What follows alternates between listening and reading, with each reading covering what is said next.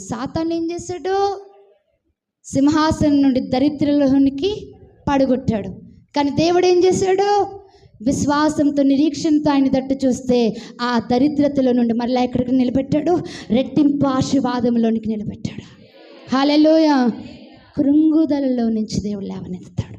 దేనిలో నుంచి అండి? కృంగుదలలో నుంచి లేవనెత్తుతాడు. మనుషులందరూ వీళ్ళ పని అయిపోయిందిరా అని అపహాస్యం చేసి మాట్లాడతారు. కానీ దేవుడు అపహాస్యం చేసి నిన్ను విడిచిపెట్టేవాడు కాదు. నువ్వు కృంగిపోయిన స్థితిలో ఆయన దగ్గరకు వస్తే ఆయన ఏం చేస్తాడు అంటే ఆయన లేవనెత్తుతాడు.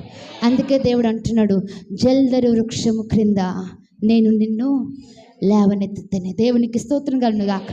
హల్లెలూయా. అంటే నువ్వు ఎక్కడ ఎవరి ద్వారా లేపబడగలవు అని అంటే మనుషుల ద్వారా నువ్వు లేపబడలేవు. కానీ నీ పడిపోయిన స్థితిలో, నువ్వు ఆర్థికంగా పడిపోయినా, కృంగుదల్లో నువ్వున్నా, ఎలాంటి స్థితి అయినా యేసయ్య మీద ఆనుకుంటే మాత్రమే నువ్వు లేవనెత్తబడగలవు. స్తోత్రం కలుగును గాక. యేసయ్య మీద ఆనుకుంటే ఖచ్చితంగా నువ్వేం చేయబడగలవు? లేవనెత్తబడగలవు. దేవునికి స్తోత్రం.